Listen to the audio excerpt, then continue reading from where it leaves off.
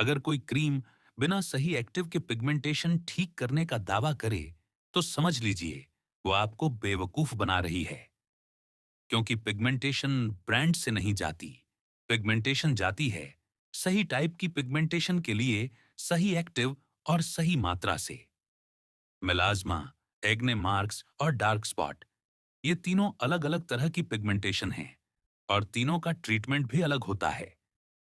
अगर आपने ये वीडियो आखिर तक नहीं देखी, तो हमेशा की तरह आप फिर से कोई महंगी क्रीम खरीदेंगी और कुछ भी फर्क नहीं पड़ेगा।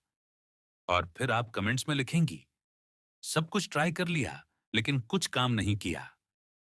इसीलिए ये वीडियो सिर्फ जानकारी नहीं देगी, ये आपका पैसा भी बचाएगी और आपकी स्किन भी। अब सबसे पहले एक बात बहुत साफ समझ लीजिए, पिगमेंटेशन कोई एक बीमारी नहीं है और इसका कोई एक जादुई प्रोडक्ट नहीं होता। लेकिन मार्केट में आपको यही विश्वास दिलाया जाता है कि एक ही क्रीम हर तरह की पिगमेंटेशन ठीक कर देगी, और यहीं से सबसे बड़ी गलती शुरू होती है।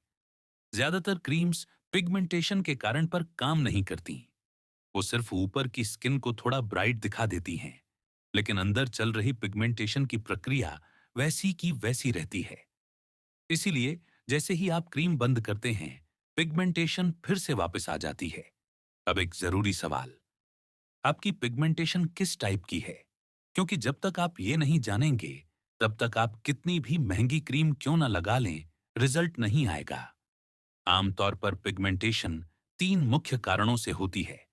पहला, मेलाज्मा, जो हार्मोन और धूप से जुड़ा होता है। दूसरा, एक्ने के बाद रह जाने वाले डार्क मार्क्स। और तीसरा, धूप, उम्र या स्किन डैमेज से बने डार्क स्पॉट्स। तीनों दिखने में एक जैसे लग सकते हैं, लेकिन अंदर से तीनों बिल्कुल अलग होते हैं। इस वीडियो में मैं आपको हर टाइप की पिगमेंटेशन के लिए वो एक्टिव्स बताऊंगा जो सच में काम करते हैं। साथ ही ये भी बताऊंगा कि कौन से इंग्रेडिएंट्स सिर्फ नाम के लिए होते हैं और जिन पर आपका पैसा बर्बाद होता है। लेकिन उससे पहले एक बहुत बड़ी गलती जो 90% लोग करते हैं, वो क्रीम का नाम याद रखते हैं लेकिन इंग्रेडिएंट लिस्ट कभी नहीं देखते। अगले हिस्से में मैं आपको सिखाऊंगा कि सिर्फ 10 सेकंड में किसी भी पिगमेंटेशन प्रोडक्ट को कैसे जज किया जाता है। वीडियो स्किप मत कीजिए, यहीं से आपकी असली समझ शुरू होगी। अब आते हैं सबसे जरूरी हिस्से पर, इंग्रेडिएंट लिस्ट।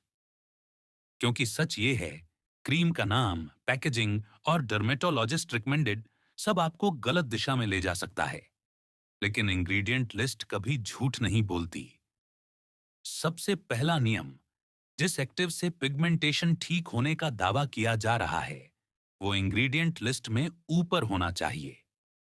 अगर कोई क्रीम कहती है कोजिक, अल्फा आर्ब्यूटिन या नाइसिनामाइड से भरपूर है, लेकिन वो इंग्रेडिएंट लिस्ट के आखिर में लिखा है, तो समझ जाइए उसकी मात्रा नाम मात्र की है। ऐसे प्रोडक्ट्स लंबे समय में पिगमेंटेशन ठीक नहीं करते। दूसरा बहुत बड़ा रेड फ्लैग, फ्रेग्रेंस। अगर आपकी पिगमेंटेशन मेलाज्मा या एक्ने के बाद की है, तो ज्यादा खुशबू वाली क्रीम आपकी हालत और खराब कर सकती है। क्योंकि फ्रेग्रेंस स्किन में माइक्रो इन्फ्लेमेशन पैदा करता है और इन्फ्लेमेशन पिगमेंटेशन को बढ़ाता है। अब एक बहुत जरूरी बात ध्यान से समझिए, ब्राइटनिंग और ट्रीटमेंट एक जैसी चीज नहीं है। ज्यादातर क्रीम्स सिर्फ ब्राइटनिंग एजेंट्स इस्तेमाल करती हैं, जिससे स्किन थोड़ी साफ दिखती है, लेकिन पिगमेंटेशन अंदर से वैसी की वैसी रहती है। जैसे ही आप क्रीम बंद करते हैं, पिगमेंटेशन फिर से उभर आती है। अब एक और गलतफहमी जो बहुत आम है, लोग सोचते हैं जितने ज्यादा एक्टिव्स उतना बेहतर रिजल्ट। लेकिन सच ये है, गलत कॉम्बिनेशन आपकी स्किन को और सेंसिटिव बना देता है। सेंसिटिव स्किन ज्यादा पिगमेंटेशन बनाती है, इसीलिए हर एक्टिव हर स्किन के लिए नहीं होता। अब सवाल ये है, आपकी पिगमेंटेशन के लिए कौन सा एक्टिव सही है और कौन सा एक्टिव आपको फायदा कम और नुकसान ज्यादा देगा। अगले हिस्से में हम एक एक करके समझेंगे, मेलाज्मा, एक्ने मार्क्स और डार्क स्पॉट्स के लिए कौन से एक्टिव्स सच में काम करते हैं। सबसे पहले बात करते हैं मेलाज्मा की। क्योंकि अगर आपकी पिगमेंटेशन मेलाज्मा है और आप उसे नॉर्मल डार्क स्पॉट समझकर ट्रीट कर रहे हैं, तो रिजल्ट नहीं आएगा। मेलाज्मा सिर्फ स्किन की सतह की समस्या नहीं है, ये अंदर से हार्मोन, सन एक्सपोजर और इन्फ्लेमेशन से जुड़ी होती है। इसीलिए मेलाज्मा बार बार लौट कर आती है, चाहे आप कितनी भी क्रीम क्यों ना बदल लें। अगर आपको मेलाज्मा के लिए सिर्फ एक एक्टिव चुनना हो, तो वो है ट्रानेक्सामिक एसिड। ये एक्टिव पिगमेंट बनने की अंदरूनी सिग्नलिंग को कंट्रोल करता है। इसलिए ये सिर्फ दाग हल्का नहीं करता, बल्कि मेलाज्मा के दोबारा बनने की प्रक्रिया को भी स्लो करता है। लेकिन ध्यान रखिए, ट्रानेक्सामिक एसिड धीरे काम करता है। अगर कोई दावा करे कि 7 दिन में मेलाज्मा गायब, तो समझ जाइए वो झूठ है। दूसरा बहुत जरूरी एक्टिव है एजेलाइक एसिड। मेलाज्मा में इन्फ्लेमेशन बहुत बड़ा रोल निभाता है। एजेलाइक एसिड पिगमेंटेशन को बढ़ाने वाली सूजन को शांत करता है। इसीलिए ये उन लोगों के लिए खास तौर पर अच्छा है जिनकी स्किन सेंसिटिव है या जिनका मेलाज्मा आसानी से डार्क हो जाता है। अब एक एक्टिव जिसे लोग बहुत हल्के में लेते हैं, नाइसिनामाइड। नाइसिनामाइड मेलाज्मा को अकेले ठीक नहीं करता, लेकिन ये स्किन बैरियर को मजबूत करता है, जिससे बाकी एक्टिव्स बेहतर काम कर पाते हैं। कमजोर बैरियर यानी ज्यादा इन्फ्लेमेशन यानी ज्यादा मेलाज्मा। अब एक चेतावनी जो बहुत जरूरी है, मेलाज्मा में स्ट्रॉन्ग एक्सफोलिएशन हर किसी के लिए सही नहीं होता। बहुत ज्यादा पील्स, हार्श एक्टिव्स या ओवर यूज मेलाज्मा को और गहरा कर सकता है। और अगर आप मेलाज्मा की क्रीम लगा रहे हैं लेकिन सनस्क्रीन नहीं, तो आप अपने ही ट्रीटमेंट को खुद खराब कर रहे हैं। मेलाज्मा धूप से सबसे ज्यादा ट्रिगर होती है। अब अगला सवाल यह है, अगर आपकी पिगमेंटेशन मेलाज्मा नहीं बल्कि एक्ने के बाद के डार्क मार्क्स हैं, तो क्या वही एक्टिव्स काम करेंगे? नहीं। अगले हिस्से में हम समझेंगे एक्ने मार्क्स के लिए कौन से एक्टिव्स सही हैं और कौन से आपकी स्किन बिगाड़ सकते हैं। अब बात करते हैं एक्ने के बाद रह जाने वाले डार्क मार्क्स की। इन्हें अक्सर लोग मेलाज्मा समझ लेते हैं, लेकिन दोनों बिल्कुल अलग होते हैं। एक्ने मार्क्स असल में पिगमेंटेशन से ज्यादा स्किन की इन्फ्लेमेटरी प्रतिक्रिया होते हैं। मतलब, जब पिंपल ठीक होता है लेकिन उस जगह सूजन के कारण ज्यादा पिगमेंट बन जाता है। इसीलिए एक्ने मार्क्स सही ट्रीटमेंट से पूरी तरह ठीक हो सकते हैं। अगर एक्ने मार्क्स के लिए कोई एक सबसे भरोसेमंद एक्टिव है, तो वो है एजेलाइक एसिड। ये एक साथ 3 काम करता है। पहला, इन्फ्लेमेशन को कम करता है। दूसरा, पिगमेंटेशन बनने की प्रक्रिया को स्लो करता है। और तीसरा, नए पिंपल्स बनने की संभावना को भी कम करता है। इसीलिए acne marks plus sensitive skin वालों के लिए ये सबसे सेफ ऑप्शन है। दूसरा बहुत जरूरी एक्टिव है नाइसिनामाइड। ये एक्टिव पिगमेंटेशन को सीधे हटाने से ज्यादा स्किन को जल्दी रिपेयर करता है। जितनी जल्दी स्किन ठीक होगी, उतना कम डार्क मार्क बनेगा। अब एक एक्टिव जो बहुत असरदार है, लेकिन सबके लिए नहीं।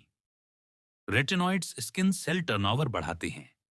इससे पुराने पिगमेंटेड सेल्स धीरे धीरे हटते हैं और नए सेल्स आते हैं। लेकिन अगर गलत तरीके से इस्तेमाल किए जाए, तो रेटिनॉइड्स पिगमेंटेशन को और बढ़ा सकते हैं। अल्फा आर्ब्यूटिन एक्ने मार्क्स में सपोर्टिंग रोल निभाता है। ये पिगमेंट बनाने वाले एंजाइम को धीरे धीरे स्लो करता है। लेकिन इसे अकेले चमत्कार समझना सबसे बड़ी गलती है। एक्ने मार्क्स में सबसे ज्यादा नुकसान लोग खुद करते हैं। बार बार स्क्रब, हार्श पील्स और सोशल मीडिया वाले घरेलू नुस्खे इन्फ्लेमेशन बढ़ाते हैं। और ज्यादा इन्फ्लेमेशन बराबर ज्यादा पिगमेंटेशन। और हाँ, एक्ने मार्क्स बिना सनस्क्रीन कभी हल्के नहीं होंगे। धूप पिगमेंटेशन को लॉक कर देती है। अब आखिरी टाइप बचती है, वो डार्क स्पॉट्स जो धूप, उम्र या स्किन डैमेज से बनते हैं। अगले हिस्से में हम समझेंगे डार्क स्पॉट्स के लिए कौन से एक्टिव सबसे तेज काम करते हैं और किन से सावधान रहना चाहिए। अब बात करते हैं डार्क स्पॉट्स की। ये वो पिगमेंटेशन है जो ज्यादातर धूप, उम्र या स्किन डैमेज की वजह से होती है। और अच्छी खबर ये है, डार्क स्पॉट्स सही एक्टिव्स के साथ सबसे जल्दी रिस्पॉन्ड करते हैं। डार्क स्पॉट्स आमतौर पर स्किन की ऊपरी लेयर में होते हैं, इसीलिए इन पर वो एक्टिव्स अच्छे से काम करते हैं जो पिगमेंट को ब्रेक या रिमूव कर सकें। डार्क स्पॉट्स के लिए सबसे ज्यादा चर्चित एक्टिव है विटामिन सी, लेकिन यहीं सबसे ज्यादा गलतियां होती हैं। हर विटामिन सी डार्क स्पॉट्स के लिए सही नहीं होता। अगर विटामिन सी स्टेबल नहीं है, तो वो स्किन को फायदा कम और जलन ज्यादा दे सकता है। सही फॉर्म में विटामिन सी पिगमेंट को हल्का करता है और स्किन को सन डैमेज से बचाता है। दूसरा बहुत असरदार एक्टिव है अल्फा आर्ब्यूटिन। ये सीधे पिगमेंट बनाने वाले एंजाइम पर काम करता है, इसीलिए डार्क स्पॉट्स में इसका असर काफी साफ दिखता है। कोजिक एसिड डार्क स्पॉट्स को तेजी से हल्का कर सकता है, लेकिन सावधानी के साथ। लंबे समय तक या ज्यादा मात्रा में कोजिक एसिड स्किन को सेंसिटिव बना सकता है, इसीलिए इसे शॉर्ट टर्म या डॉक्टर की सलाह से इस्तेमाल करना बेहतर होता है। कुछ डार्क स्पॉट्स बहुत जिद्दी होते हैं। ऐसे मामलों में रेटिनॉइड्स बहुत अच्छा काम करते हैं। ये स्किन सेल टर्नओवर बढ़ाते हैं, जिससे पुराने पिगमेंटेड सेल्स धीरे धीरे हटते हैं। लेकिन गलत इस्तेमाल जलन और नई पिगमेंटेशन पैदा कर सकता है। डार्क स्पॉट्स में सबसे बड़ी गलती है ओवर एक्सफोलिएशन। ज्यादा पील्स, बार बार एसिड्स और जल्दबाजी स्किन को और डैमेज करती है। और अगर आप डार्क स्पॉट्स का कोई भी ट्रीटमेंट कर रहे हैं, लेकिन सनस्क्रीन नहीं, तो रिजल्ट रुक जाएगा। धूप डार्क स्पॉट्स को और गहरा कर देती है। अब आपने समझ लिया कि अलग अलग पिगमेंटेशन के लिए अलग अलग एक्टिव्स क्यों जरूरी हैं। लेकिन एक आखिरी सवाल बचता है, इन एक्टिव्स को सही तरीके से कैसे इस्तेमाल किया जाए? क्योंकि सही एक्टिव गलत तरीके से लगाया जाए तो फायदा नहीं नुकसान हो सकता है। अगले हिस्से में मैं आपको बताऊंगा एक्टिव्स को कैसे लेयर करें, कितनी मात्रा रखें और किन कॉम्बिनेशन से बचना जरूरी है। अब एक बहुत जरूरी बात जो हर किसी को सुननी चाहिए, हर स्किन हर एक्टिव के लिए तैयार नहीं होती। सबसे पहले, जिनकी स्किन बहुत ज्यादा सेंसिटिव है। अगर आपकी स्किन थोड़े से प्रोडक्ट पर जलन, खुजली या लाल हो जाती है, तो स्ट्रॉन्ग एक्टिव्स आपके लिए सही नहीं हैं। दूसरा, जिनका मेलाज्मा बहुत जल्दी डार्क हो जाता है। ऐसे मामलों में ज्यादा एक्सपेरिमेंट मेलाज्मा को और बिगाड़ सकता है। तीसरा, प्रेगनेंसी या ब्रेस्ट फीडिंग के दौरान। इस समय रेटिनॉइड्स और कुछ स्ट्रॉन्ग एक्टिव्स पूरी तरह अवॉइड करने चाहिए। चौथा, अगर आपकी स्किन पहले से डैमेज्ड है, मतलब स्किन पील, लेजर या किसी हार्श ट्रीटमेंट के बाद, ऐसे समय में एक्टिव्स लगाने से स्किन को और नुकसान हो सकता है। अब यह समझना भी उतना ही जरूरी है कि कब खुद से ट्रीटमेंट रोककर डॉक्टर के पास जाना चाहिए। अगर आपकी पिगमेंटेशन 3 से 4 महीने में बिल्कुल भी रिस्पॉन्ड नहीं कर रही, अगर दाग और गहरे होते जा रहे हैं जबकि आप सही तरीके से प्रोडक्ट इस्तेमाल कर रहे हैं, अगर पिगमेंटेशन के साथ जलन, खुजली या स्किन छिलना लगातार बना हुआ है, या अगर पिगमेंटेशन बहुत तेजी से फैल रही है, ये संकेत हैं कि मामला सिर्फ क्रीम से ठीक होने वाला नहीं है। डॉक्टर के पास जाना फेलियर नहीं होता। कई बार पिगमेंटेशन के पीछे हार्मोनल, अंदरूनी या मेडिकल कारण होते हैं, जिनका इलाज बाहर से लगाई गई क्रीम से संभव नहीं होता। इसलिए याद रखिए, सही एक्टिव सही स्किन के लिए वरदान है, लेकिन गलत स्किन पर वही एक्टिव नुकसान बन सकता है। अगर पिगमेंटेशन को लेकर आपको रोज की रूटीन में कंफ्यूजन है, तो मैंने एक छोटा सा डे एक्शन प्लान पीडीएफ बनाया है। इसमें आपको मिलेगा सुबह से रात तक का क्लियर एक्शन प्लान, क्या करें क्या न करें, बिल्कुल साफ। स्किन केयर प्रोडक्ट्स खरीदते समय कौन से एक्टिव सुरक्षित हैं और केमिकल प्रोडक्ट्स नहीं चाहने वालों के लिए उनके आयुर्वेदिक ऑल्टरनेटिव्स। साथ में एक प्रिंटेबल डेली चेकलिस्ट, लिंक नीचे कमेंट्स में है। अगर आपको ये वीडियो यूजफुल लगी हो, तो वीडियो को लाइक करें, शेयर करें और द वैदिक मॉम चैनल को सब्सक्राइब करें। मिलते हैं अगले वीडियो में।